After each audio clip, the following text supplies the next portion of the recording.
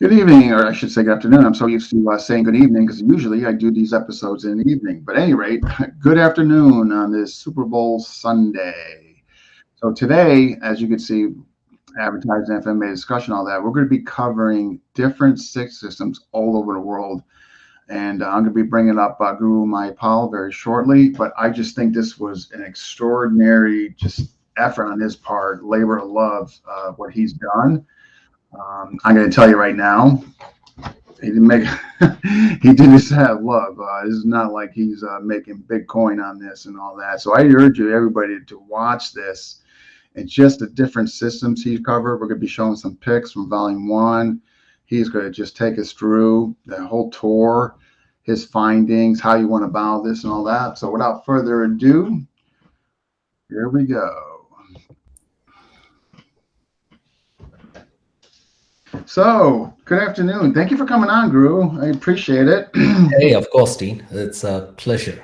Yeah, I just like, so just you've been on the past. I'm going to cite that when we conclude the interview here, what episode, so folks want to check out your episode. But again, I just, what a project that you took on. And I just hope the community checks this out and just opens up their, just the horizons, just to what you did for the different stick arts and across the world and all that.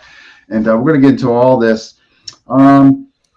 So just what going about this, I mean, like when I look at it and what you did, it gave me an anxiety attack. You even go about doing something like this. I just I salute you. I just think what you did is I was looking at it, I'm like, again, I'm just like, how on earth? Like I did an article for Angle One, and that was that was challenging. I just, it's just not my most skilled thing, to be honest. When I sit down and get rid of distractions, I'm able to do it. But you just make these things just seem so effortless, and all that. So what was the incentive or inspiration for you to tackle something so large?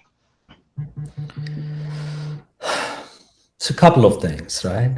So first is growing up, like a lot of guys in our generation, I read the works of Robert W. Smith, Don Draeger, and a few others. And these guys went into Asia and in some ways opened Asia up for most Westerners, right? In fact, for most of the world, right? So let's get a big word out of the way: hoplology. So what that means is this.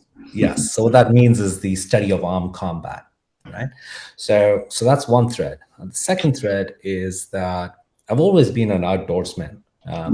For me, climbing and heading off into unknown territory has been kind of like what gives me happiness.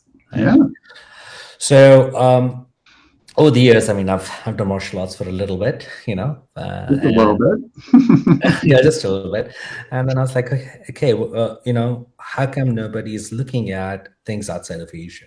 I mean, Asia is wonderful. I come from there. I come from India, study Asian arts. But how come people aren't looking at the rich plethora of arts that are spread all across? Why do you think that? I mean, this is a good point. I think of like theater, cinema, the whole Captain Bruce Lee and all that. But why? Let's just segue into this a bit. Like, why do you think some of the other countries are not being recognized or highlighted? I think there could be a whole bunch of reasons, but I think it's also about movies and this whole, for the lack of a better word, Asian fever. No, I agree with you. I think they get these cinematic icons, and when you look at countries that you went into and they don't have it, I think that's definitely one of the reasons. Yeah. Yeah, I think it's the icons, and then people people want foreign, right? So they want foreign. So when they look at Europe and they look at maybe Americas, it seems familiar. So it's not exotic enough from a Westerner's perspective, right? Good point. And then I think Africa, I mean, just to be honest and just straightforward, I think it scares the crap out of people, right? So I think there's that as well, right? So there's a whole bunch of reasons, and I think a lot of people who are searching are usually falling in love or romanticizing Asian arts with the this is the way of doing things. The so-called I agree with you. I think, shibumi, yeah. or the ethereal beauty, they fall in love with that, and I'm in love with it myself. But there's more. Yeah, yeah, agreed. There's more different kinds of beauty around the world. So yeah. No, I think you hit some good points. I do. I think definitely the lack of cinema, iconic figures, just the unknown and all that. And we got folks already. Wow, wow, wow, wow. This is okay. We got folks. Yes, if you're watching, please tell us where you're watching from and smash that like button. We got Morgan Garrett. Hey, we got Frank. We got O'Brien, co-host with the Co-Most, Tom Payne in sunny California. We got Maestro Ron here. Oh boy. We got Brett and Morgan, who's, yes, he's got this, incredible event he's got going on there, the Short Blade Symposium. And we got Manuel Hart. That guy's a good guy, man, from France. Emmanuel. Hey, Emmanuel. Hey, Guru Ron. Hey, everybody. Yeah, so folks, if you're watching, tell us where you're watching from. Smash that like button. We're just getting started. I cannot, again, reiterate, check his work out, just what the systems he covered. It's just amazing. So we got kind of why you did your inspiration, bringing back homology back and all that. Why did you choose stick to be kind of like your first avenue, or to bring this study back? Why stick? It's actually three different weapons that I focused on. One I don't talk about, and then the other two are a sequence. So guns, sticks, and blades. Guns, sticks, and knives. Yes, guns, sticks, and knives. So when you study hopology, you're really looking at what is the study of armed conflict, and then what does it do to your brain, and how can you express the body proper through all of this. So when I'm talking about guns, I'm talking about actually milling my own entire AR-15. So really getting into it. So why sticks? Well, I studied sticks for a long time, whether it's the Asian martial arts, which is Japanese jiu-jitsu, Filipino eskrima. One of my teachers is here, Guru Ron. Then the Indian lati, the Indian sticks. And if you look around the world, what is the first weapon that man kind of developed? You could argue that's either stick or stones, either holding a stone or fighting with a stick. So if you want to get to the base of understanding combative behavior, you have to go where it all started. The roots? So the roots. So this is where stones and guns come together for me.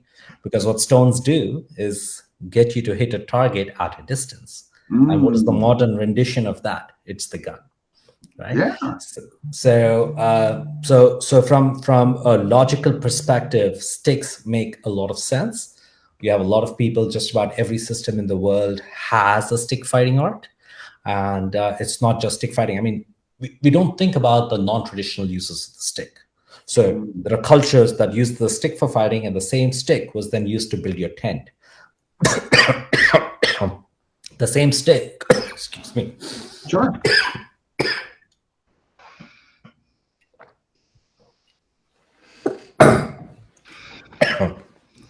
The same stick was then used to look at sunlight and find the direction of places. The same stick is then used to fish.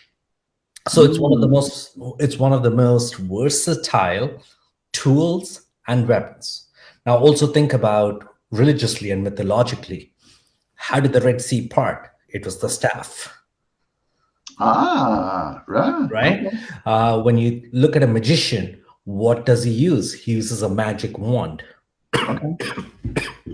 So when you think about sticks, there are at least 4 layers. The way I think about it, you have jitsu. I'm using Japanese terminology right now, which is basically the fighting arts. Right. This is the method of capturing people, if you will, or baiting them up. Second, you have the do, which is the way of spirituality.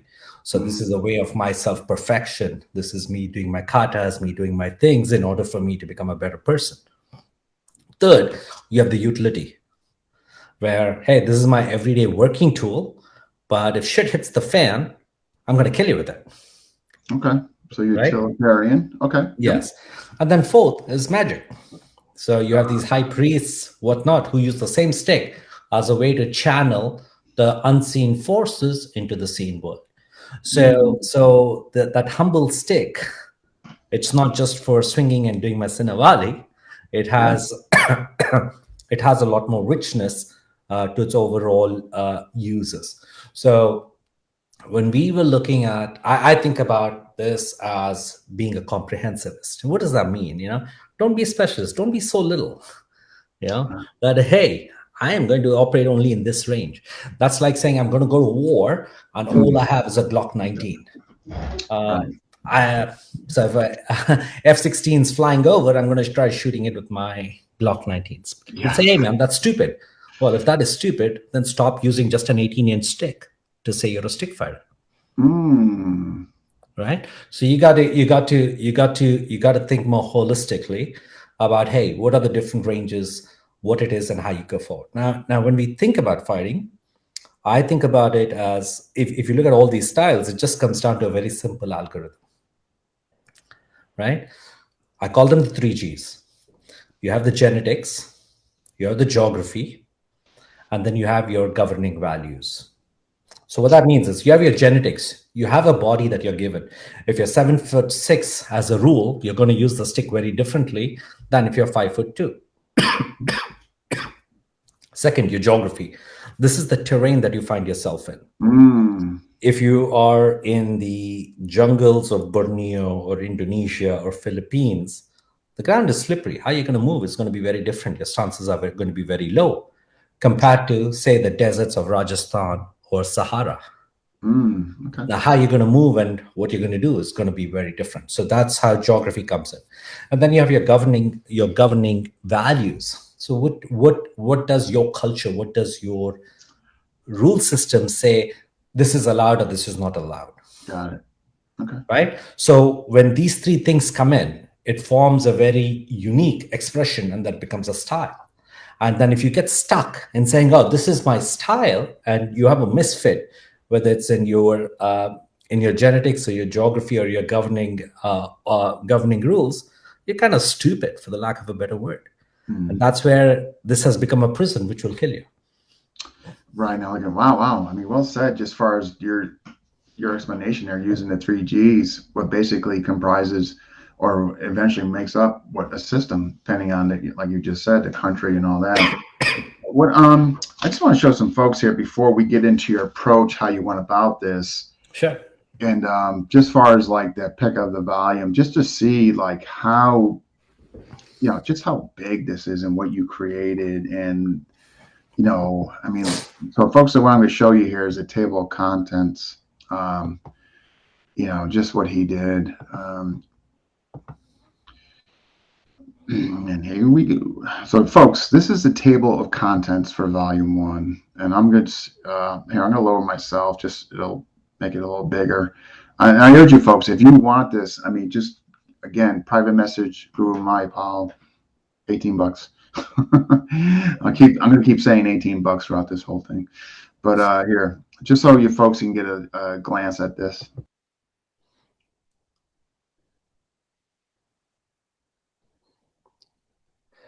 So each article, each volume has about 11 to 12 articles. No fluff. Each of the volumes are about 225, 250 pages.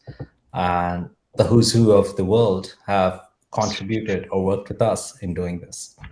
Yeah, like, I mean, just before we get into, your approach and how you went about this initially, for folks that are watching, I mean, you had Burton chime in, Mark Makita. I'm just giving the names that I'm familiar with. Dog Brothers, I think, put a piece in there. Yes, Mark Denny did.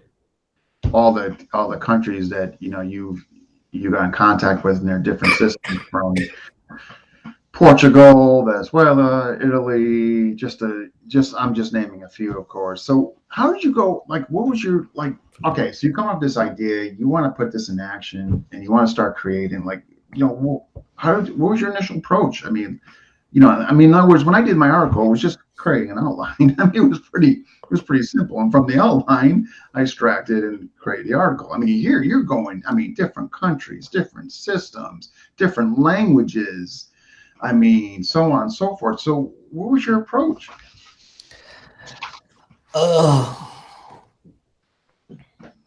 Look, this took a lot of years. You're just seeing the final result of it. I've just Yeah. been, like part of my life has been, I think there are a lot of people out there working on being masters, and very few working on being masterful students. So the competition is less in being a masterful student, and Interesting. that is where I had kind of focused. One of my teachers in a very different field said, I want to pursue extraordinary knowledge, and in the pursuit of extraordinary knowledge, become ever so ordinary. And that kind of what drove it. And I've basically been looking for teachers in these systems across the world and built those relationships over a long span of time. So that's how it began. So when this project started coming together and I wanted to work on reviving hopology and the study of combative arts, I said, hey, if we want to be comprehensive, it's not just one person going about and doing things and saying, okay, I did these 24 systems, whatever, right? But you have to look at it holistically. So we said, okay, we want to bring academics in. We want to bring anthropologists and ethnographers and musicians, movie makers, and all these guys together in order to look and study these arts. Because let's take FMA, for example, right? When you're doing FMA and you somebody have playing live drums, the way you move is going to be very different than if you're just giving a count out. So the music is deeply encoded in certain cultures in how the body expresses itself. So if you're going to study something, you have to understand, what is the rhythm that it moves to? What are the governing principles it moves to? What happens when certain cultures believe in things like anting anting, or believe that they have God's protection in them? The way they fight is very different than Yeah, they know if you're that. if you're say you're an atheist and say it's I me myself, right? And I'm not saying God's there, not there, or this is there, Oh yeah, no, I not there. understand. Yeah. But it changes things. So if we want to look at this, we have to look at it holistically. Number two, you've got to put your damn ego aside. I mean, unfortunately, in our industry, I think ego comes first, marketing comes second, and then everything else, right? So you got to flip that around. And once you flip that around, I think initially people are apprehensive. They don't believe you. They're like, what's your catch? What are you trying to do? What do you want from me? And just as in life, it's kind of like dating in some ways. You got to date 20 before you go out with the same one 3 times. you know, so Good idea. and you gotta be okay. Listen, hearing no. So what's the approach? Stay humble. Look to be a masterful student. Don't let ego come in the way, and just go with an open heart. And it's not enough to just say, okay, I want to talk to you. You got to be willing to mix it up. Quite a few people will want to feel you out. And that means something very specific in Asia, and until they don't feel you out, they're like, I don't trust you. That goes beyond a handshake, I'm guessing. Oh, it goes beyond, a lot beyond a handshake. Yeah. Yeah. I want to feel you out. You mentioned something on the test run yesterday, 4 aspects for your approach to this project. And one was revelation, indirect, and all that. But I want you to, speak on the 4 that you made inclusive when you started doing this. Yeah, I would actually make it 5, right? I call them the 5 R's, if you will. Now, there are certain arts which are very traditional. They go back hundreds of years. Things haven't changed a bit. Okay, so look at the Japanese Koryu arts, or certain Indian schools, like one particular school that I know very well. Their written records go to the 8th century. Right? So these are traditions. So what you're looking at is when people go in, they are going in and then the tradition takes over them. So these people then revitalize that particular tradition. That's the first R. The second is, if you look at certain HEMA schools and certain historical African martial arts, we have what I call recreate. There are fragments and pieces of the old world left. And whether it's Fiore's work, or if you're looking at pole arms or certain African traditions, you have these fragments that have been left behind, and people are trying to recreate from that what could have been, say, in the Middle Ages. Right? So that's the second R. The third R is, I call it reinventing. This is where you've learned a few systems, if you will, or a system or a few styles. Usually it's few styles, not few systems. You've learned a few styles, and then you find a particular niche, or because of your particular genetics or your particular geography that you're in, or a particular rule set you have in your mind, you reinvent the art and say, okay, this is boom, mahijitsu, if you will, or eskrima, whatever, right? That's the reinvention. The fourth one, I call it revelation. These are people who truly sit with that particular art for some time, or a particular problem, usually head off by themselves, become recluses, and the gods speak to them, or the spirits speak to them, or the ancestors speak to them. That's how they express it. Because if you go into Hokkaido, you'll say, hey, the Tengu taught me. Even Masoyama is like he went off into the forest, he went off into the mountains, and even if you look at Escrimas, you have so many of them going into the mountains. So this is their way of saying, hey, when you don't want to say that, okay, I came up with this. There's a sense of humility in certain cultures. That's why you say, okay, the God spoke to me. And so this is the revelations that happen, right? And then the last one is ritual. So where these stick arts are used either in dancing or play fighting as a means to keep a group or a society cohesive together. So and we have to understand that each one of them have a very different purpose. And if we don't understand the different purpose and the objective that they're trying to accomplish, you'll say, this is bullshit. This doesn't work. That doesn't work. No, it's not that it doesn't work. It's you don't understand the intended purpose of it. So it's user error more than art error. Okay. Wow. No, that's well said.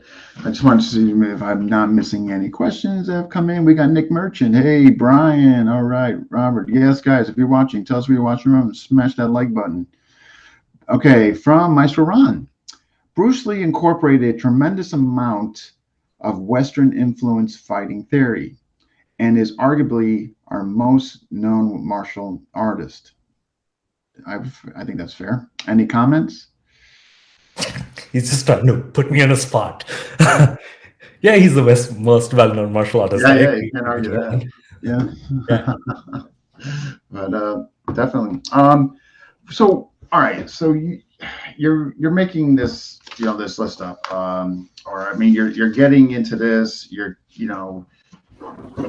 And if I'm not mistaken, I think you referenced 60 systems. So part of our work is a couple of things. We're doing archiving where I actually go and work with these people. Okay. Right? And when I say work with them, trust me, it's the body pays a price. Not just a handshake. It's not just a handshake. I think I like to share one small story to give people an idea. Mangron Saturno, Mangromio Macpagal, Guru Fabrizio Mansour, Elric and Franz Yundis, Guru JJ, me, Sifu, Douglas Henry, and a few others. We were in. There's a lineup right there, man. Huh? There's a lineup right there. and then we had the anthropologists and others too, right? We were in Philippines, and we went to these remote Negros mountains to look at an art called tapado. So we go to the Grandmaster's house and we start, okay, we want to film it. He's like, okay, we want to work on this and see what it is. Gives me a stick and we go into the church. We start swinging this big, heavy stick. And this is the Grandmaster, and I could see in his eyes, I could see he was smiling, and he's like, okay, I got you. And I was like, I'm not going to let this stick drop. I'm not going to let it drop. My hands were bleeding. And a few minutes in, I was like, no, I'm not going to let it drop. I'm not going to let it drop. But he got me to drop. He won, right? But my point is, But that was that a moment like that basically said, okay, he actually walked up to me and said, okay, you're a warrior. You're not just trying to do this. You stood by it and you did it. Mm. So it's those kind of little tests that happen along the way that actually gets people to open up. So if you don't put yourself in that harm's way, it's Yeah, not going to I open can up. see that. They want to see if So you're genuine, you got genuine intentions, and yeah, okay. yeah, they want to feel you out, right? So Mm.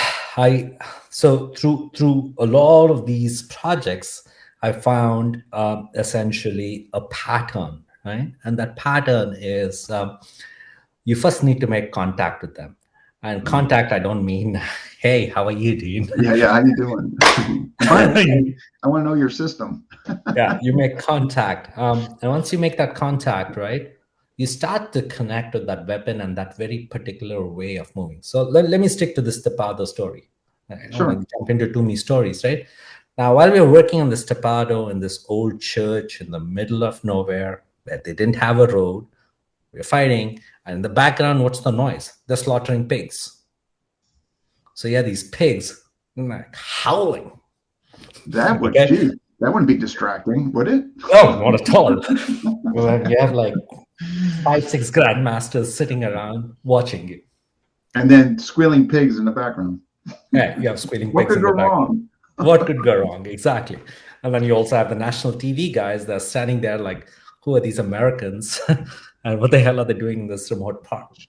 So see that gets you to connect with that particular way of fighting or that particular way of doing things in a very different way. We get so used to staying in studios where everything is great. You have your headphones on. Oh man, I'm God. But when you hear squealing pigs in the background, trust me, it I'd be changes rattled. how you move. So you make contact, you connect. Now, once you've connected and you start feeling the place, feeling the arts, you begin to codify it. And this is where we get in. We say, okay, how do we codify it? What are the patterns? What do we do? How do we move? Why is it moving this way?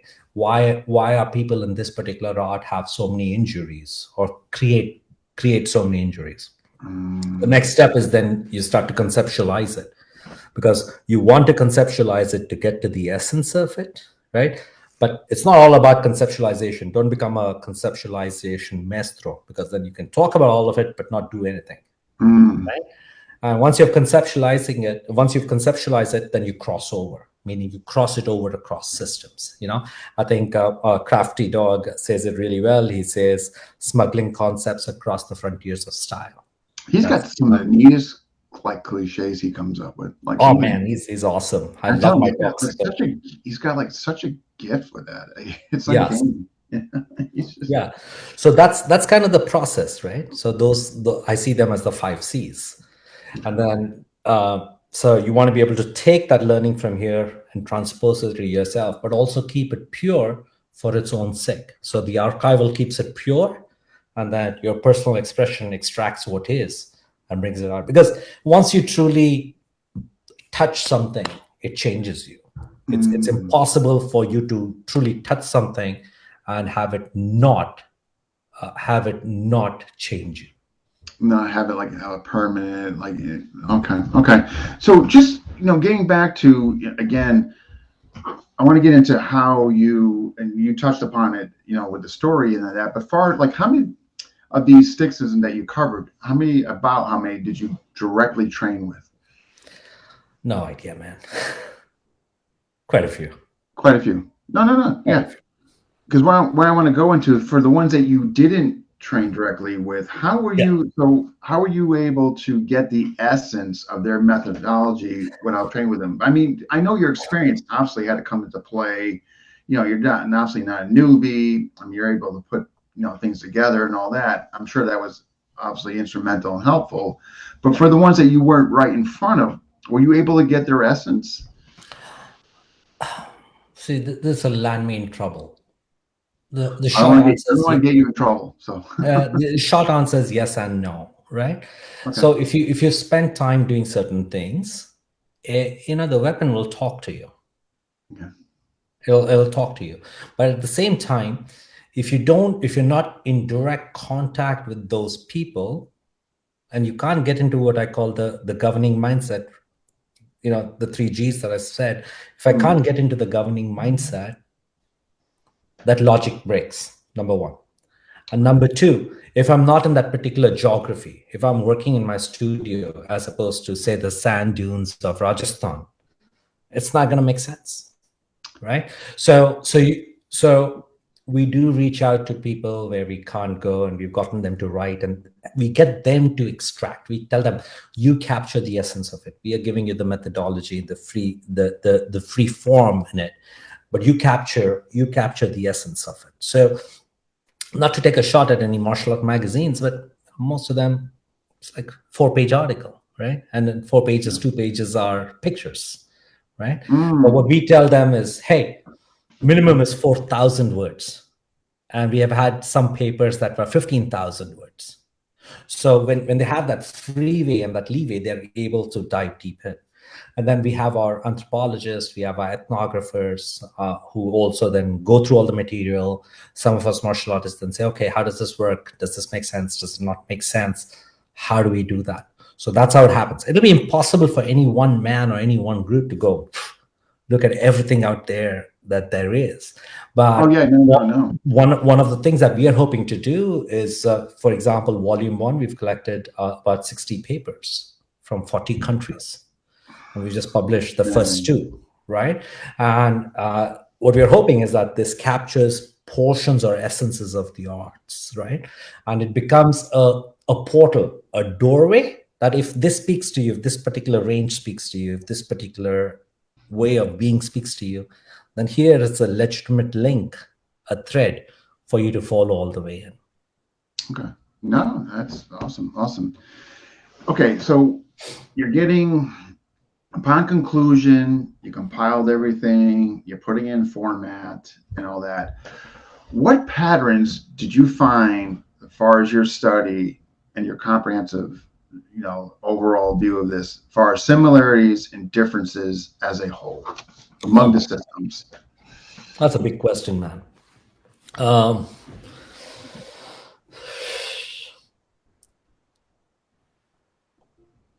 The human body can only move in so many ways. Okay. And the human body can only move in so many ways. And there are certain things that are genetically encoded in us that, whether you're trained or not, those are movements that you will do. Example, 1, 2. And if you keep doing 1 and 2, you start getting an infinity pattern. Right? And then you get into 3s and 4s, so to speak. Right? Anytime you start getting into thrusting, saber comes in and the precision comes in, which means your brains have developed in a very particular way that's allowing you to do that. Now, so then what is the difference? The difference is a couple of things. Number one, the length of my stick, the shape of my stick, right? And the material of my stick. So length, if you look at Kubotan, a palm stick, it's just this small. The way that'll move is very different than a 6.5-foot staff. Right? 2, the material of the stick. Now, if I'm using light bamboo, I'm able to do triple somersaults and smack you. Okay? I'm using kamagong or blackthorn or shisham, which is I don't know what the English term is. It's an Indian wood. It's a very thick, heavy Indian wood. Rosewood, I think rosewood is what they call it in English. Don't hold me to that, but it's called shisham. That is very heavy. You're not going to be able to do that. Right? Third, when I also look at the wood, is it something that breaks easily? Is it something that bends? Or is it flexible? Like there are arts in which they use thin, flexible sticks, where when they whack you, not only the point of contact, but the stick wraps around you, giving you a lash. Okay. Right? Again, you'll see this in Bacolod, you'll see this in India, you'll see this in the island of Tobago with some of the jab players, where they use a chabuk, a stick, and then a rope attached to the end of it, or just a straight out hard steel wire. because it's basically a stick that bends, right? Mm. So that, and then what is based on the length, the material, and the weight of the stick, and then have you made it flexible by adding extensions? For example, a three-sectional staff. Okay. Because it has a leverage, the stick becomes flexible, right? Or at the end of a stick, you've attached a ball, you've attached a leather whip, and that changes the motion and does things. So the longer the weapon, the more you have an OODA loop, because you're able to observe, orient, then decide and act. And again, it's not a loop as much as it's parallel processing, but that's a different Right. Different. conversation, Gotcha. right? Okay. Yep. But the more I get up close and personal, and the stick is shorter, you can't see the damn stick move. You know that you are not going to see the stick move. So what comes in now is, how do I feel it, orient myself, and then respond. So the models of how you interact and work with things also change quite a bit. Now, also, not all sticks are straight. You have curved sticks. You have a tonfa, right, which is a handle with a stick, right? Then you have the Indian stick fighting art of Uta, which goes like this. So the reason for that stick and the way that is, it's meant to both capture and then poke into your vital pressure points. So the movement of it changes quite a bit. Interesting.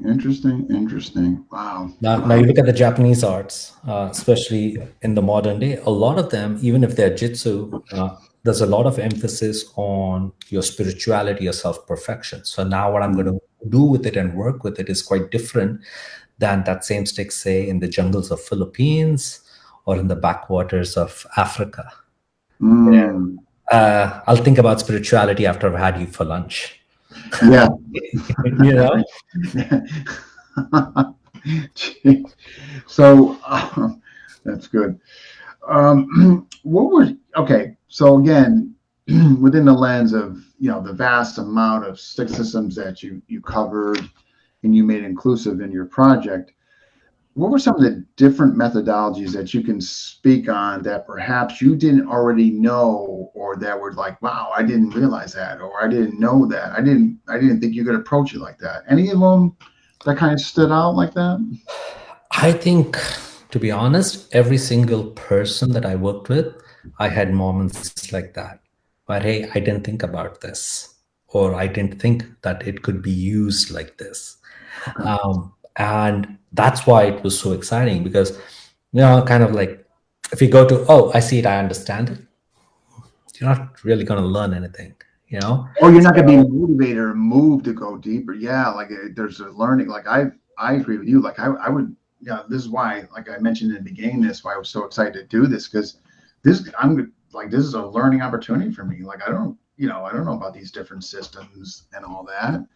Yeah, like some of my closest friends and I, we have this rule that we say, when we go to work, with a particular teacher or a system, whatnot, we're not going there to show them what we know. Hmm. All right. So we kind of leave what we've learned, or whatever it may be, behind completely and enter into that world. And sometimes, it's like, okay, what am I doing here? I already know all this and then more. Happens once in a while. Yeah. If you've done a few things in your life, Sure. you run into that.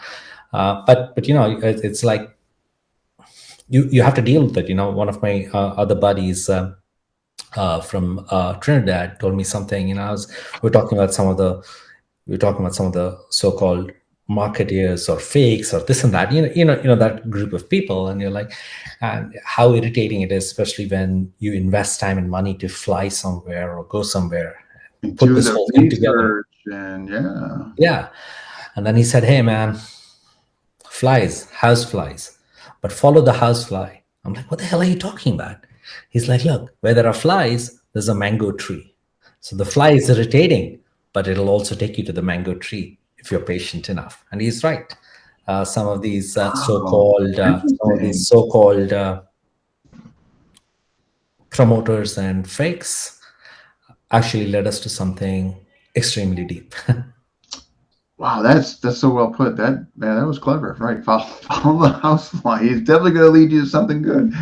That I like that. Wow.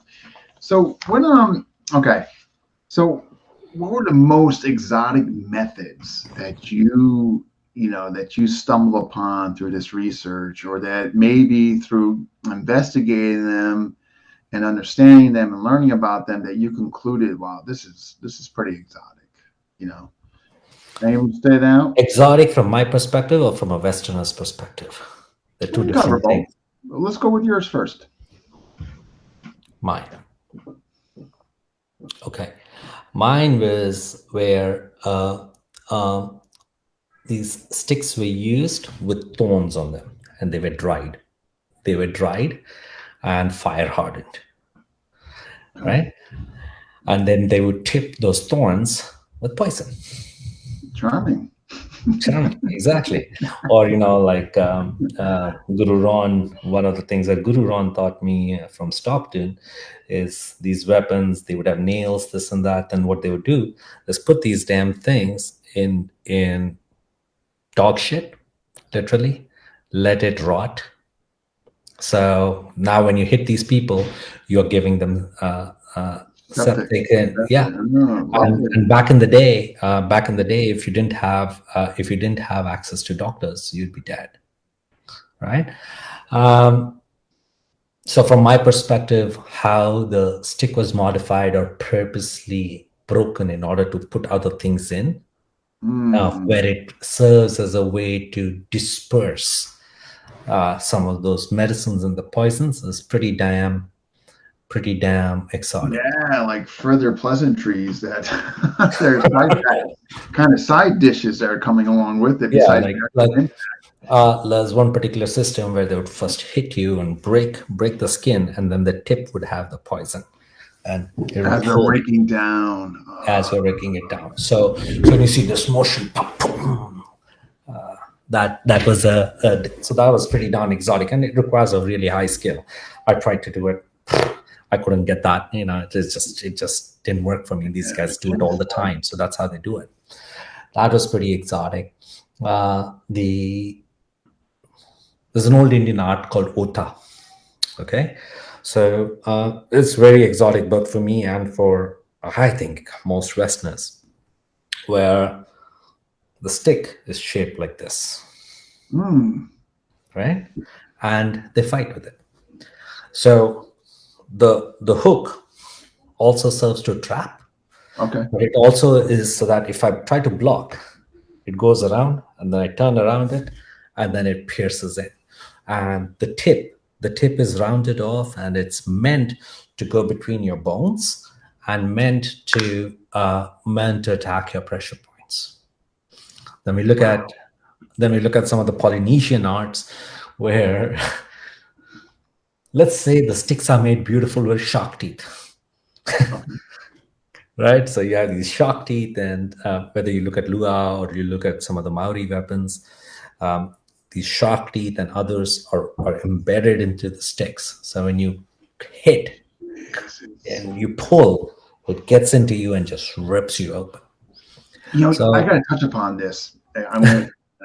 You just brought something, because now this makes complete sense, because TFW, Ron Kozakowski, my original FMA teacher back in the day, sells a stick, and I'm going to guess it's around 2 feet or so. But obviously, not having access to shark teeth, what he did was between the sticks is put metal things sticking out. And so I remember way back somebody saying, "Hey, that's not FMA, that's Polynesian and all that." And I'm guessing he's trying to replicate that, but maybe the mistake originally was putting under TFW and not making. But it's interesting that you said that. That makes complete sense now, what he was trying to do, the shark teeth. Yeah, it's I can't imagine. That is, when you use Polynesian weapons, I consider it like guns. If you draw it out, you're aiming to finish. There's no shark teeth. Let's play. Yeah. Yeah. Okay, let's do hand hunting today. Well, I actually did meet a few headhunters, so that's a different story. But we'll cover that under blades, not sticks. Yeah. So wow, I mean that would be like just what you mentioned thus far. Like if I could definitely see the art that you mentioned from India with the hook there. That's exotic. The Polynesian exotic. Dipping stuff in poisons and stuff exotic. Let me give you two other exotic arts that most people are not aware of from Japan, right? Where you have Yikuan and Taikiken, where the development, they use the stick, but the stick is used to basically channel your internal energies. So it becomes an internal art. Even though the fighting is happening on the outside, what it's really doing is it's changing the internal energetic structure. And then when they hit, it hits like a damn, like a mofo. That's the only way I can describe it, right? And these are little guys who will generate that kind of power. There's another one very interesting Japanese method. This comes from the islands of two different islands, Hokkaido and Kyushu, where the stick is big, large, and strong, but the body is super flexible. So they use the stick with the same principles that they would hit a whip. So the body goes like a whip. Kind of like okay. But then the stick is strong and hard, and that hits and crashes into your bones hard. At the end. So suddenly you'll see these guys. They'll say, "Oh yeah, this is my flexible weapon," and I'll look at it. I'm like, "That's a 6-foot staff. What the hell do you mean that's a flexible weapon? It doesn't bend." It's like, yeah, but the handle bends. Wow. That's interesting right there. 6 feet and you're like a, I mean, that's, I wouldn't want to run into that. Wow. From your study and all that, smallest stick to largest stick lengths. Yeah, the stingray tail. Yeah, the stingray tail, Brett, that's a flexible stick as far as I'm concerned. Also ran into that. We've seen that in Indonesia, and we've seen versions of that in Bacolod, where a buffalo's tail, the art is called a buffalo's tail, and then the swinging happens, the swinging happens, and that's 3 strikes, and it moves. But then also don't forget bull penis. So where bull and horse penises were used and dried. And the bloody thing is this big, and it's now essentially a stick. And then when you hit with that, you find this in African arts and in Afro-Caribbean arts and even in Asia. I mean, imagine going home and saying you got beaten with the bloody horse stick. I think you would say FMA Discussion host Dean Franco has committed suicide. But nothing hurts, man. A bull penis hurts. I'm telling you, it hurts like a bitch. I can't even imagine. Yeah. We got new. Well, that's a stick because that is basically it's just a mere thought of it. Just imagine a guy holding a big penis chasing you. No, it's night in Connecticut tonight. We got Chris Nally from Georgia, Brett. Oh, hey, my brother John Kuzma. All right, guys. Yes, if you're watching, tell us where you're watching from. So anywhere from, I don't know, inches to feet, right? I mean, yeah. So from 6 inches to 7 feet, and material from extremely lightweight, weighs less than a pound to 10-12 pound sticks. 10-12 pounds. You're definitely buying out unless you want to tear out rotary cuffs and joints. Wow. We got here, your motion is one I recognize the album. Okay. My grandfather had a Pizzol he brought back from Italy. Huh. Yeah, Brian, if you don't mind, just expand on that, what that is. I'd be interested as well. So I'm sure some of the others. So what okay, all the systems, and I know you got something from all, but I know they were all probably interesting. I mean, gratifying through your study, but is there a few that just, for whatever reason or reasons, just really stood out, like, and all that? So this is where I'm going to break it into 4 categories. Okay. So when you look at the Do arts, this is about perfection and how I use this to perfect myself, and it becomes a way of improvement. A lot of the Japanese arts did extremely well there, right? Especially the ones connected to Shintoism, right? Then you have what I call the Jitsu arts. I'm using Japanese terminology, but essentially these are police methods or military methods where there's a specific method in order to capture and incapacitate using the stick. And it usually has to do with a baton, right? Unless you go into the historical Koryu arts in which Jujitsu is used in a particular way. So that stands out in the sheer efficiency and, for example, how it's used to choke, how it's used to capture. Now, especially when you use that baton with a rope in order to tie and then use the rope to create greater leverage. Oh, the pain is exquisite. You poof. I know exquisite is the only word I have for the pain it generates. Wow. Right?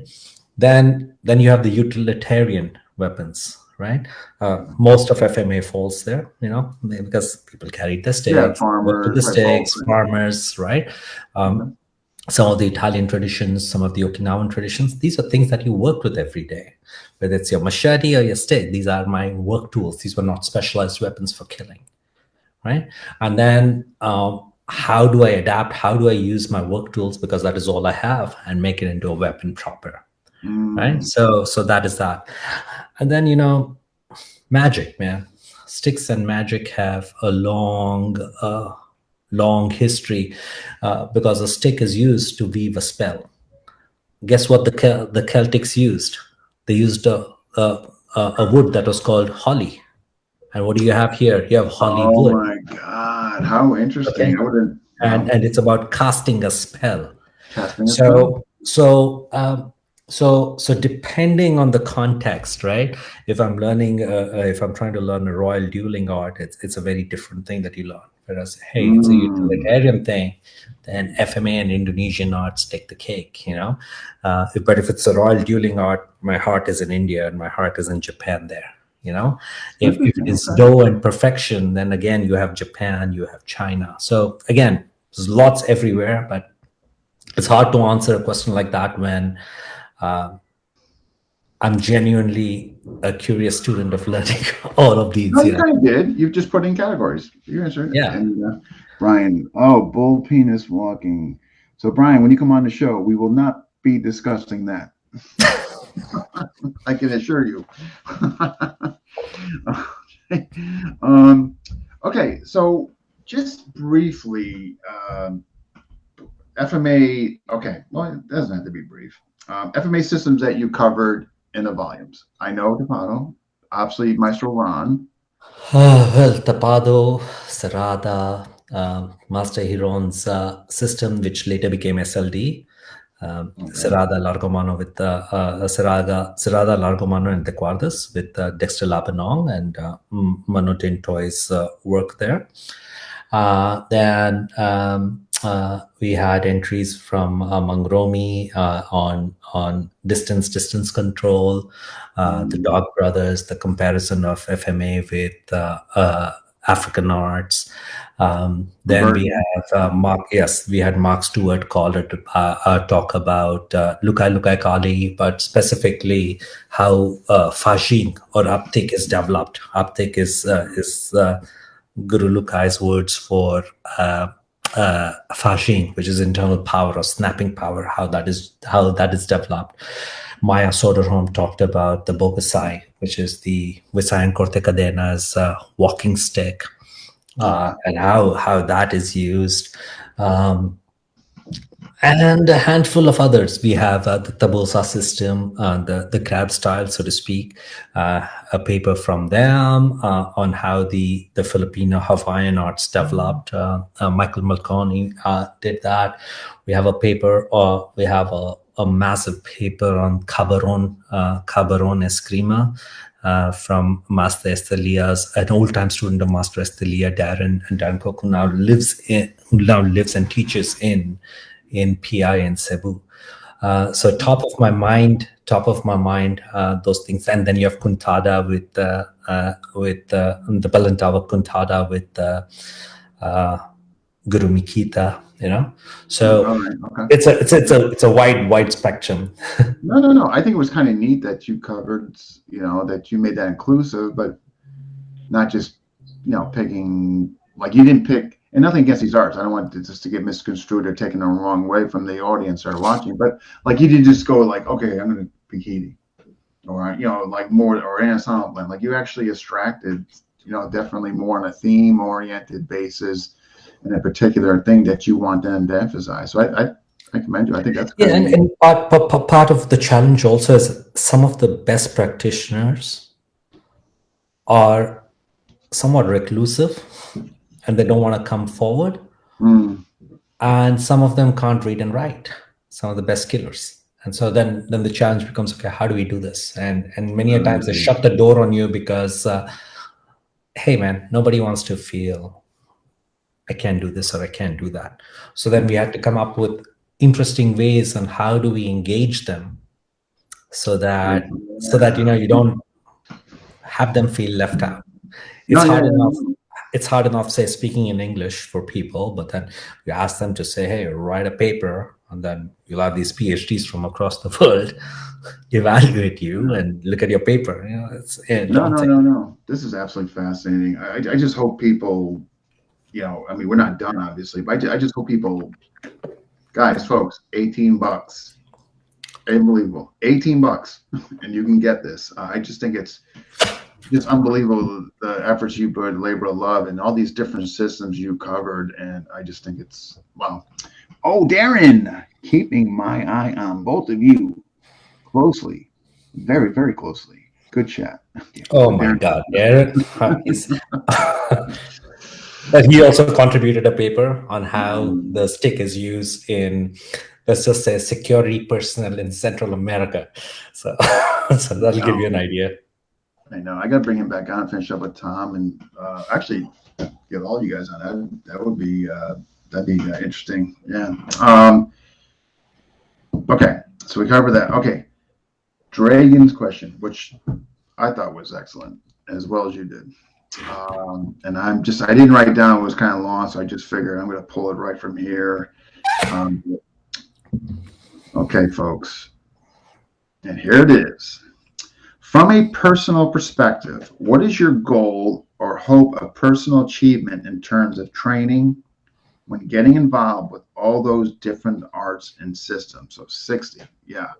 What is your hope and goal? All that, but it was a great question. Honestly, there are two. One is altruistic and one is personal. Yeah. Okay, let me first take with the personal one. The personal, it keeps me humble, and for me, that humility is key on my religious path, and maintaining that sense of humility and not being overtaken. And that's my religious path. I'm not going to impose that on anyone, but that is my personal thing. The altruistic piece, there's this random guy called Don Draeger and Robert W. Smith, who I never met them. You know what I mean? Never met them, never saw him, blah, blah, blah. But his work forever changed so many lives and inspired so many people, and in so many ways inspired me to the point where I'm taking his work forward now, right? But it's a different story. So the altruistic part is there. It's two pieces. One is if this work can then inspire the next generation to keep some of the old ways alive, and it inspires them to go on their own adventure and go where we haven't gone, right? I went where Don didn't go. Keep it going, perpetuate it. Yeah. Correct. So that's one. And two, if everyone talks about peace, they're full of shit. You can't talk about peace unless you understand violence fully and you transform it.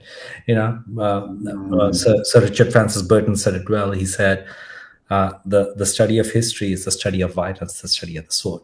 So if you want to understand and Yeah. transform yourself, you have to see it. I think when weapons are put away, then everybody becomes a keyboard warrior. They talk shit. But if you know that I'm going to pull my weapon out on you, you suddenly become very well behaved. So I think the Yeah, world needs the world needs. it's a weird phenomenon, huh? It just it's a Yeah. it's like, how did that happen? Why did you all of a sudden become quiet and stop doing that? So those are the two reasons. One is continue learning and see that I'm just a small fish in a really big ocean. And two, maybe some of my fishing Others. will inspire a few others to go look for new fishing spots where they find and bring back to the world something even more exciting than anything that I've done. Yeah, I agree with you as far as like you realize that you are small. Like when I started doing these interviews, I'm not, I'm not egotistical or I'm not arrogant, but when I was going there, it's like, okay, I think I got a pretty good handle on the community, and then when you get like when I was starting to get deeper in these interviews, I'm like, you know what? I really don't really know a lot. You know what I mean? Like when I was really, getting from the different and all that. And yeah, so not that I needed to be humble or anything, but it was gratifying if anything, because wow, I'm like actually learning, like I alluded to you before, it's like my best interviews are the one that's most fulfilling to me is ones where I'm learning, you know what I mean? If it's stuff I already know, yeah, great. They're getting a chance to be heard. There's an absolute value to that. But from a personal perspective, I mean, like, I want to learn. You know what I Yeah, mean? yeah. One of my very dear teachers, Maestro James Keating. So Uncle Jim, he puts it. Yeah, he puts it beautifully. He says, "You first got to entertain them, then you got to entrain them, capture their mind and their spirit. Only then there's possibility of education before you can bring enlightenment." But the problem with a lot of people is they only get stuck on the entertainment value. Mm, It's like I'm trying to sell, I'm trying to entertain, and that's what it is. And he's one of the people that there are a handful of people who completely transformed my arts: Sensei Sastri, Guru Ron Saturno, um, James Keating, and two three others that will remain unnamed to honor their unnamed. privacy. Yeah, That, but they but that's the caliber of these people. So he has these ways of saying, it's like entertain and train, educate, and then there's a possibility of enlightenment. So what you're talking about, where it was personally fulfilling, is where the education or enlightenment happened. If it's only entertaining, where trying to show yeah, how cool I am or how great I am, it gets right. boring really fast. Yeah. And much to your point, I was definitely enlightened. Yeah, 100%. Yeah, 100%. Hey, Jimmy, Uncle Jim, open up my eye. Darren, it would be great if others acknowledged we were an all small fish in a large ocean. I bet there is a direct correlation to that in deeper learning. Yeah, people could just, Darren, you're right. Yeah, I mean, I see it all the time in FMA discussion where I'll bring out something, like, hey, have you guys tried this? Have you done this? Or which, and the blinders come on, you know what I mean? And yes, right. But they had the attitude of being a small fish. 100%. Yeah. Wow. Okay. Just, in conclusion, well, I shouldn't say in conclusion because you're just starting to get this out there now. But I guess current status quo for feedback and all that. What are your thoughts on the project as far as what you think you've done and are you happy with it? And what have you gotten as far as feedback thus far?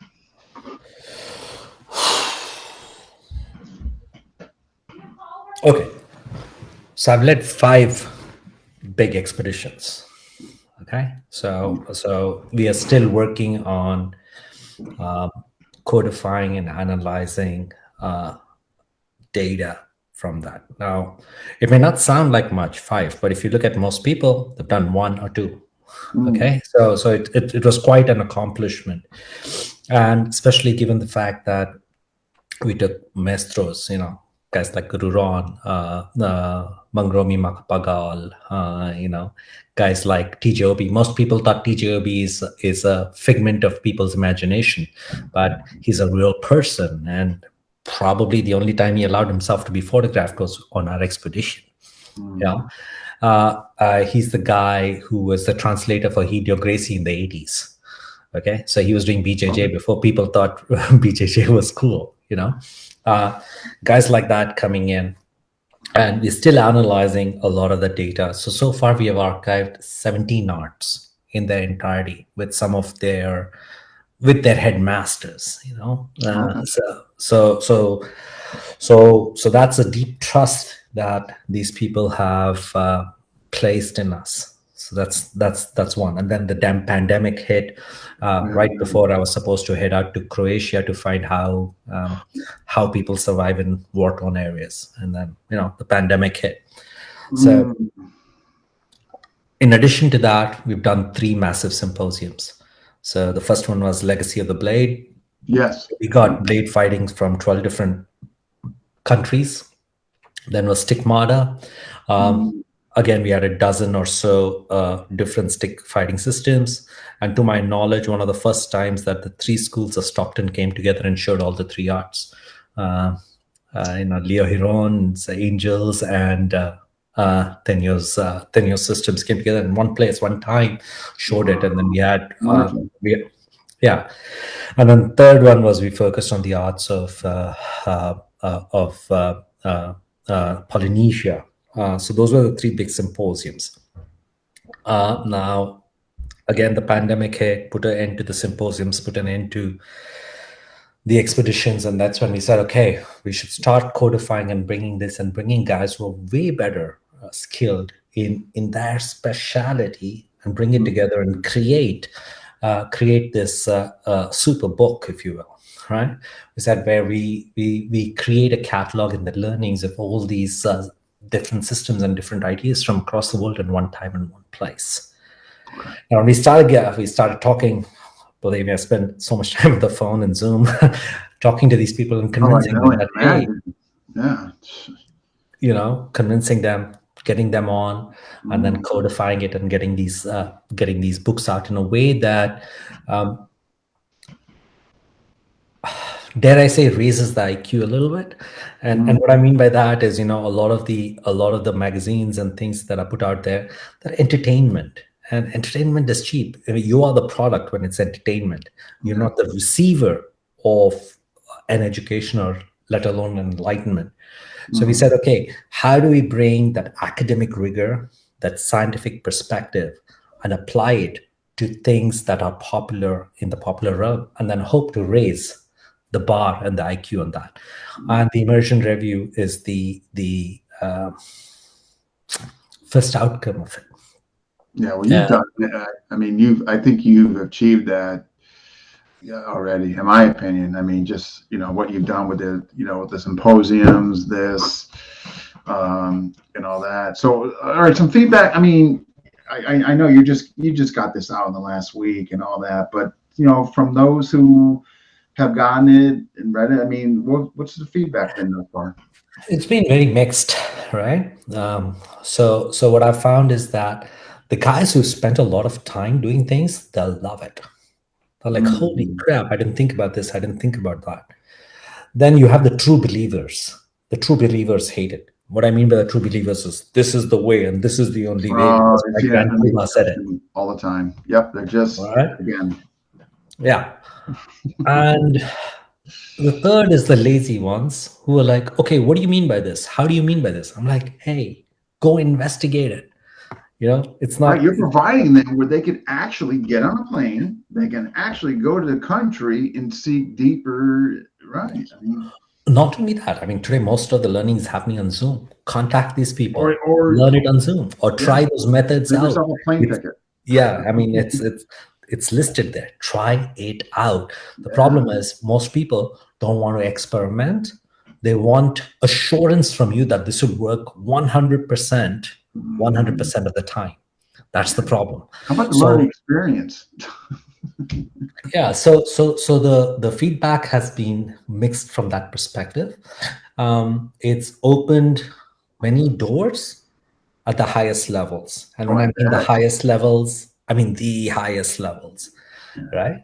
For example, the one of the top guys in Varma Kalai, an art that most people know nothing about, opened his doors and his heart to this project fully, right? And his tradition goes back to the 8th century. And then you have a lot of people who suddenly see me as competition. I'm like, I'm not competing. I don't run a school. Good I don't heavens. do this. I'm not on a seminar circuit. So, and then they shut that door or close that door, especially if it pokes a hole in the story. And you've seen me for a while. I'm not out trying to make No, anybody look anybody bad thinks or that. anything. You know what it is? It's their own insecurities.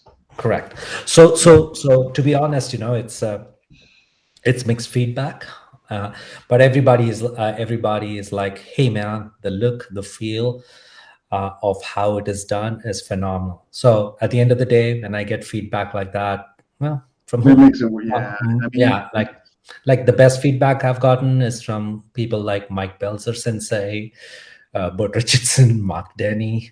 Uh, yeah, that's the like James people are Keating. open-minded. Yeah, so those are the guys who are all like, "Hey, this is phenomenal," or I Mushtaq Ali Al mean, Ansari.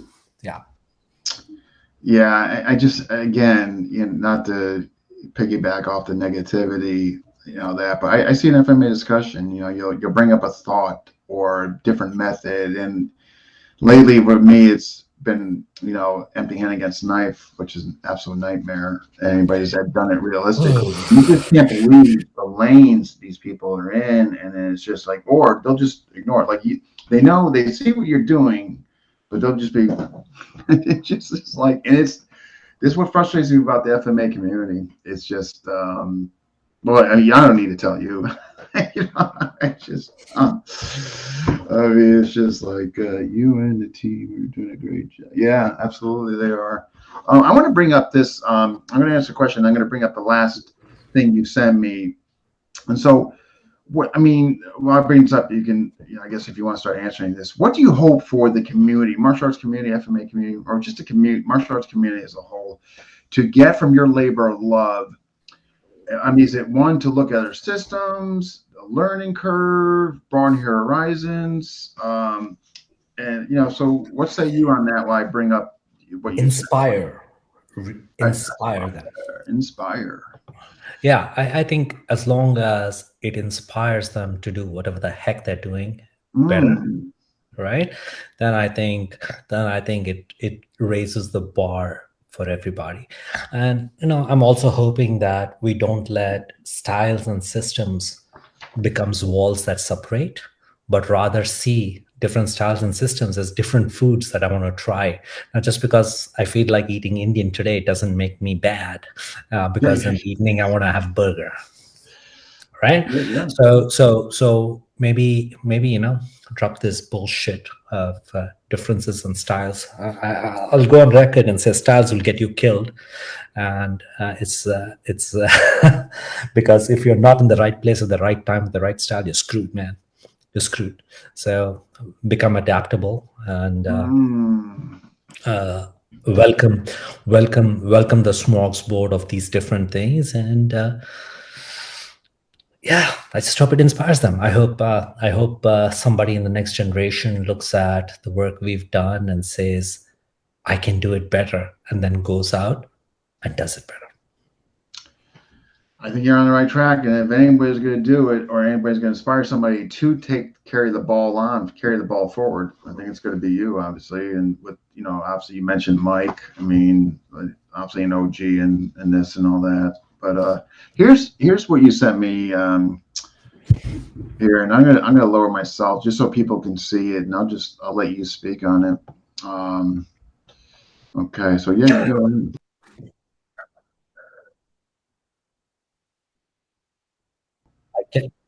Yeah, go ahead. Well, I couldn't hear you when Yeah, go ahead and speak on it when you're no done. I'll back up.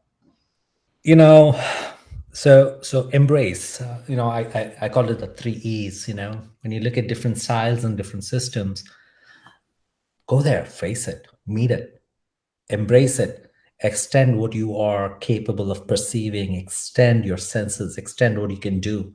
And then when you do this, then there's a possibility and a potential that you can evolve, right? That's number one. Number two, I call them the 4 E's, but this is Uncle Jim Keating. It is his saying, he said, you need to entertain them. Once you've started entertaining them, then you entrain their minds with the possibility of educating them, and then you can potentially enlighten them. From Guru Ron, he always said, hey, either you use physics or physics uses you. Styles don't matter. At the end of the day, styles are limitations, and styles will get you killed, especially if they go against physics, right? Third, when you're using sticks, how am I using my body? Is it stiff, hard hitting, where it's all, things like Kentaichi, the body and the weapon are one, or sword and the weapon are one, it's completely in sync?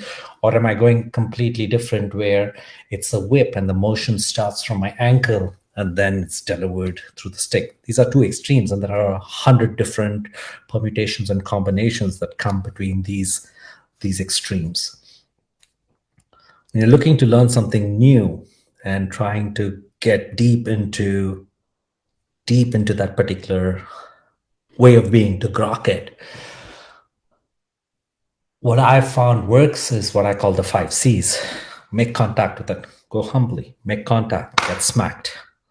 Once you get smacked, you'll start to connect with that weapon or that system for the first time. It cannot be done in absolute safety. You won't grok it, in my opinion. Now, once you connect with it, then the possibility of codifying and getting to its patterns will start to emerge. But once you start to see patterns and how these patterns connect, then you can conceptualize or crystallize this into, hey, this is the essence of it. And once that crystallization happens, that conceptualization happens, you can take that crystallization and put it somewhere else where you've crossed over. You've crossed over from a style or a system towards freedom. So that's the five C's, right? Then the 5 R's. The way to remove the blinders, if you will, whether it's stick fighting or anything else, is look at the context and the purpose of these arts, right? If these guys are true believers and trying to keep a tradition alive, what they are doing is they're adding, revitalizing the system by giving it flesh and blood. They are usually in the service of the system. It's nothing bad. It's just it's a conscious choice that they make. 2, you look at the Hema arts, you look at some of the Hama arts, and people are trying to recreate an exotic past that was there from fragments. Now here, the purpose is recreation and reenactment, right? Different goal, different end. Third, you have people who've learned a whole bunch of things and they're trying to find a unique spin based on very specialized environments. For example, say the United States today, I can't exactly pull out my Bowie knife and chop somebody up, though I would love to do it sometimes. I have to figure out, okay, how do I reinvent and use the same principles, say from the Bowie or from the stick or from everything else, where the force that I use is not that lethal. And so I have to adapt so that this reinvention happens. 4th is revelation. Is there a problem that I keep getting hit or I keep getting slaughtered, or particular people have gotten hit or slaughtered too many times, where I'm meditating on that problem so deeply and so greatly that revelations begin to happen? It's a completely different context. And then 5, is it ritualized in order to bond? So think of these 5 R's. It begins to provide you with a way and a context for looking at this stuff and start removing these blinders. Because what do the blinders do? It actually keeps you in a small world, keeps you in a small You may feel huge, but in a really, really small pond. And I think the world is beautiful. The universe is large. So get rid of those blinders and revel in the astonishment and the world that there is. So that's that, Dean. Awesome. That was that was well said. Well, I mean, geez, well articulated. So all right. So what is your you kind of already your goals and all that. Did we miss anything as far as your goals of this study? No, I think get involved, guys. If you feel like contributing, you feel you have something real, write to me, and we'll figure out a way to get you involved. Number one. Number two, buy the damn thing. I'm a really lousy sales guy, okay? But buy it, and you're not buying it. Post interview, I'm gonna make a big announcement if I have a discussion. I mean, again, for the $18. I mean, yeah, believe me, it's peanuts, and nobody's making money on this. But it's much more about shining light on some of these people that you may never have heard of, and so that. And third, or there are certain people, certain tribes, certain groups of people that you say, hey, these guys are loco, crazy. I want to meet them. So, I'm attracted to crazy. Hey, ain't I on FMA discussions, man? Is there more crazy than FMA? Yeah, I know. I'm attracted to dysfunctional and crazy. Jokes aside, the outer reaches of human violence and crazy go hand in hand. You cannot truly say you study violence deeply and not look at crazy, because you got to be fucking batshit crazy to a certain extent to go deep in it. Yeah, you're definitely not normal. Yeah, I agree with that. Or I mean, there's something not, and that doesn't mean bad, but there's not bad. Definitely genetically, it's not in your majority. This is the fringe that doesn't do it well. Yeah. No, agreed. So, and then lastly, get involved in haplology, guys. Haplology is the study of armed combat. Don't be stuck in a particular small weapon or big weapon and say, my weapon is the only way. That'll most likely get you killed. And in fact, when you do that, you are in a prison and you are the prison warden. Yeah, you self-contain yourself, 100%. Yes. Yes. So if you want flexibility, adaptability, then you got to start in freedom. This is Guru Mark Mikita. One of the things he told me, that he quoted Krishnamurti, sitting in my house, and he's like, if you want to end up in freedom, why start in a prison? Start with freedom. So yeah. And I argue that. Yeah. And so yeah.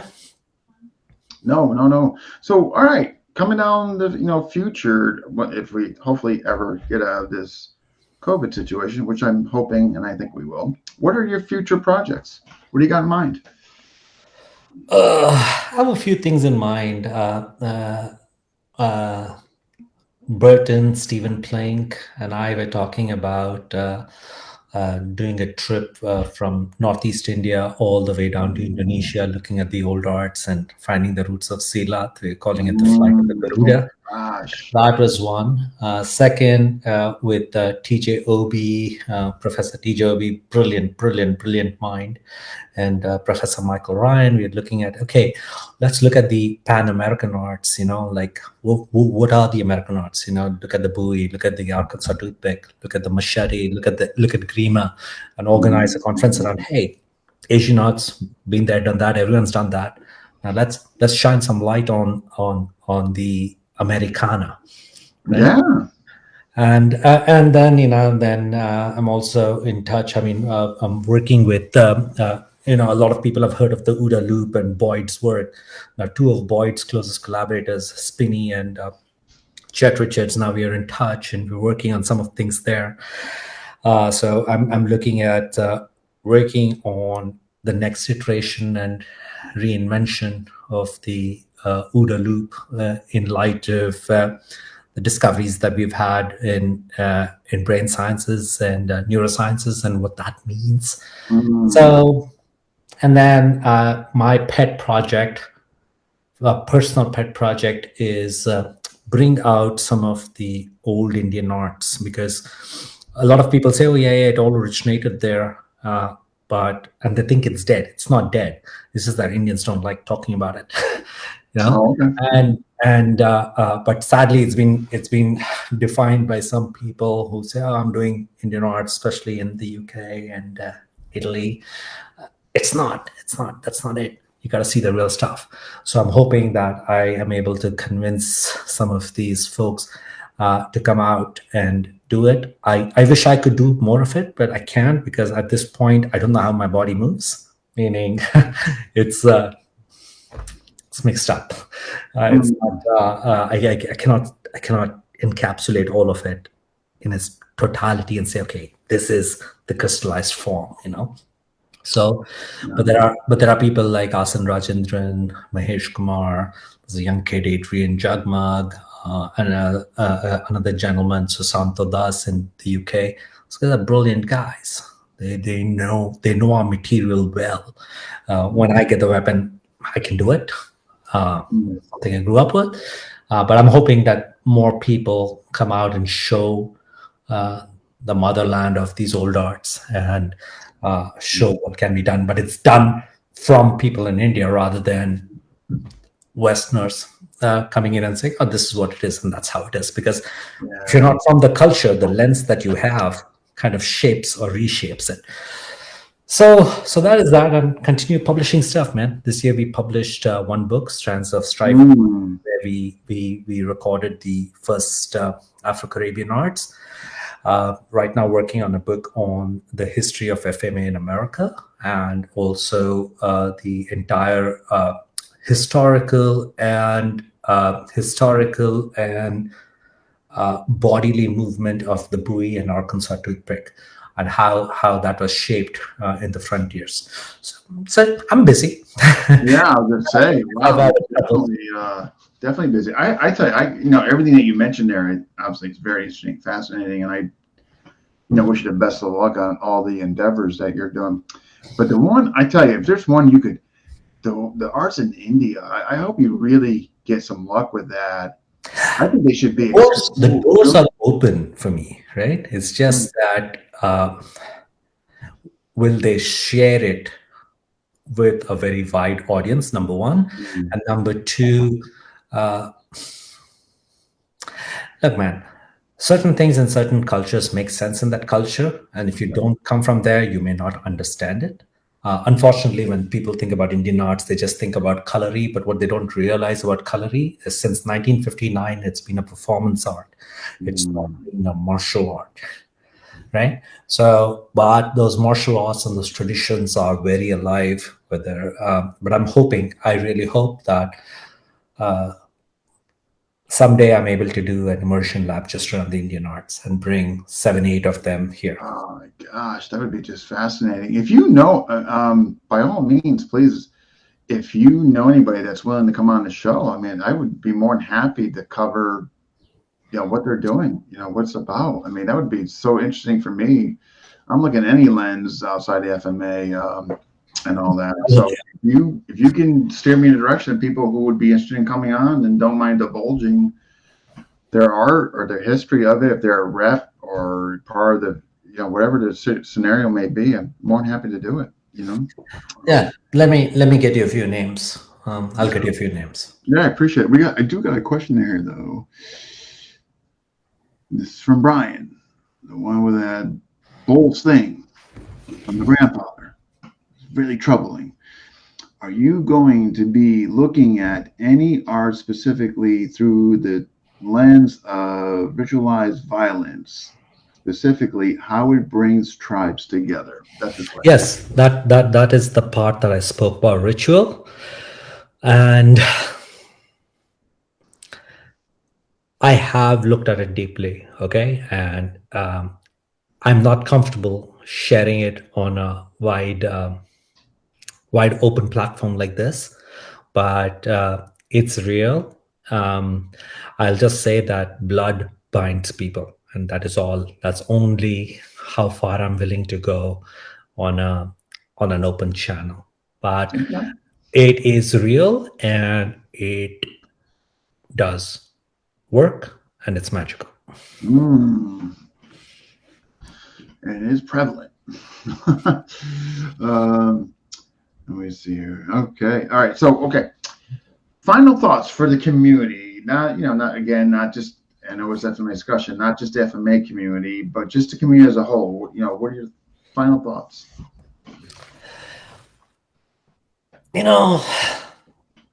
Don't shit on tradition. So what I'm going to say is going to sound like paradox and contradictory, but it's not. Don't shit on tradition. Tradition exists because it worked for a long time, and people, especially real tradition, they paid with their blood to earn that crystallized knowledge. However, don't let the tradition or the crutches of tradition tie you down and make you a prisoner, right? So embrace it, extend it with what works for you, and then evolve both yourself and the tradition in the process. Because if the tradition is not alive, if it doesn't get the blood of new practitioners, it doesn't grow. So while it sounds contradictory, in my mind, it's not. So, and then, no, okay, I have to say this, please, if I may. Sure. Stop sounding like you are in Taco Bell. Okay. And what I mean by that is drop that bullshit titles, man. Many of them sound like, I'm not sure if I'm ordering a cheese nacho, with all toppings, or I'm meeting a master. How about, hey, Dean, how are ya? Or guru or maestro, enough, That's my pet peeve, man. I tell my students, don't put any title before my name. I was born Dean Franco, and I'm going to die. I respect, I get messages, hey, guru, and all that. But I just tell people, just Dean. I mean, really, just Dean. I know. Some people, if they like it, I address them by such. I don't have a problem addressing them like that, but I just don't want anything before my name. Yeah, I'll say one other thing. This was something that I learned early on. This is a really wonderful gentleman who will remain unnamed. He says, I won't let you call me master because you don't have the power to make me master. Because if you have the power to make me master, you have the power to unmaster me. And I don't give you that power. Wow. Yeah, he changed my perspective on titles. That is so profound. Wow, I like that. That is, yeah. How do you argue that? Yeah. Jeez. Well, this has been absolutely wonderful. I am so glad we did this and all that. And again, I can't reiterate it enough. I mean, I just love ones where I learn and like these make these the best ones for me. And folks, again, just PM Mahipal here. I mean, just again, $18. I'm going to. What's the best avenue you want us to get the word out? I mean, I could post that discussion. I can put things here. Yeah.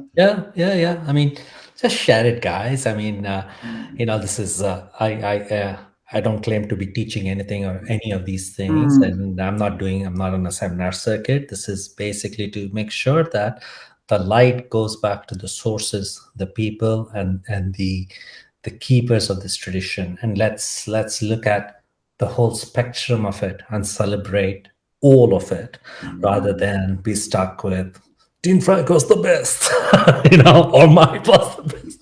Stop that bullshit. Just get out. Yeah. Look at it. Look at the smoke sport. With me, I guess it depends on the day and who. Oh boy. Cool. Let's see here. Always great from Dragon. Yeah, and great question. Thank you, by the way. Always great hearing such articulate and enthusiastic. Yeah, this is what makes the ones I love. Thank you kindly for all the info. Yes, Emmanuel, good guy. Yeah. And seems I never met him, but just seems like a good guy. And we got Robert Small, always willing to play. All right. So again, so folks. Yeah, and if anybody is in the Bay Area, look me up. That's right. We can always grab a drink or pull out some blades. Yeah, absolutely. So folks, $18. You get it, and you get basically in your lap all this wonderful different systems around the world that you can actually contact these people if there's an interest in any particular one and pursue them. Man, I don't think it gets any better than that. So I'm going to be doing it because I got an interest in a few. I've already got my eye on. Let me know. I'll hook you up. All right. Yeah. I mean, you know this. I mean, if anybody knows me by now, it's while I appreciate the systems I'm in, doesn't mean I'm staying there for eternity, and doesn't mean I'm a slave to them. I can tell you that right now. If anybody knows how you're, the student, the journey, that's the most important thing. And we got here for more. I will be contacting you to come to the Pacific. I'm gonna guess Northwest. I'll let him. Oh, the Impact Weapon Symposium. Gotcha. Hopefully, you will come and participate and be a judge. I'll come. I'll participate. I don't know if I'm qualified to be a judge. Oh, yeah. I like having fun. Judging is hard work. I'm lazy. If I'm not mistaken, Washington, I forget. I want to say Washington, Spokane, but could be mistaken on that. I'm sure Morgan will clarify that if I am mistaken. Yeah, I don't know why Spokane. I can't remember that. Huh. But all right, as always, a pleasure. I do want to. Well, I got you here, and I don't forget. I definitely have the interest with you and the two Mikes. Mike Belzer and Mike. I'm not recalling. No, you mean Elric. You mean Elric Yundas. No. On Hopology, it was you, Mike Ryan, and Mike Belzer. I thought that you. Yeah. I'll make that happen. That's a crazy crowd to have, but so it'll be the 3 M's. Yeah. I'll call it that. Presenting the 3 M's. Yeah. But I thought it'd be nice if we do that, because then you guys can just really zone in on that study. Yeah. So just if I may just say one thing there, Mike Belzer, consider him one of my teachers. He's the one who opened the doors of Draeger and handed on all his material to me. And every week on Thursday, he spends an hour and a half. We go through all his material, come up to speed.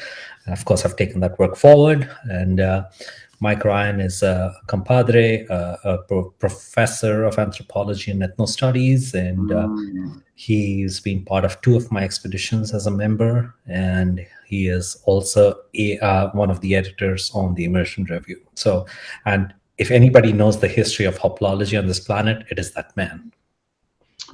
Let's make it happen. Let's do it. All right, be in contact with those 2. Let me know. And I talk to them. I talk to them all the time, so I will. Okay. And obviously, Elric could be part of it too. I mean, obviously. Yeah, Elric's a great guy, and he knows the history of this well, especially from a Southeast Asian lens. It'll be really good. I love that guy. He's just between him and say Belzer Sensei with his Japanese arts, and Mike Ryan with all the Americana arts, and then I'll take whatever's left over. All one man. Yeah, talk to him and let me know. Yeah. I mean, sounds good. I'm starting to. I just enjoy the theme episodes more and more. And yeah, I hear you, man. I hear you. Yeah. Oh boy, we better stop there before I get myself in trouble. Wait, did I miss anything? Okay. Oh, he's just session was spiritually insightful. Thank you, Robert. That was well said. Thank you. What a great listen. Thank you, Brett. All right, sir. I appreciate you. And obviously, don't be a stranger. We'll be in touch. We'll be in touch. Thank you. All right. Take care of yourself. You too. Stay in trouble. Yeah, I'm trying. It seems to follow me though in that group. That group over there. Yeah. All right. Take care, man. Take care. All right, man. I just enjoy ones where you're just learning and just being exposed to different things, and these are the best. So yes, folks, $18.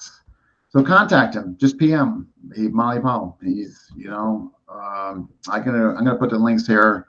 I'm gonna download this now. I'll put another one in FMA Discussion. But for $18, what you're getting just all these wonderful stick arts throughout the country, and contact information. If one really appeals to you and you want to study it, continue it, I mean, God, it's right there for $18. I'm laughing because I just think it's just such a steal. I mean, that guy's work years for $18. All right. Next episode. Who is on next? Me and Dragon are going to do FMA books this week. We're going to cover what I think are essentials, must-haves as far as FMA books. And he's got his list. I got mine. Some of us definitely overlapped. We're going to cover. So look for a test run on that pretty early this week. Matter of fact, I want to solidify the date and all that with him tonight, if not tomorrow morning, and get that going. It's going to be, you're going to be seeing a lot of me as of late because of Guru Tom's away. So it's going to be me just jamming out shows and more so than I signed up for, but nevertheless, we're going to make it work. So yeah. You'll be seeing my face this whole week, this weekend, and even perhaps maybe early next week. So yeah. And if you haven't already, please sign up for FMA Discussion, where all our proceeds go to charity. We do not keep any of the money. You will be helping others. All right. So FMA Discussion on YouTube. And thank you for those who commented, watched, and sent questions. Appreciate it. Until next time, take care.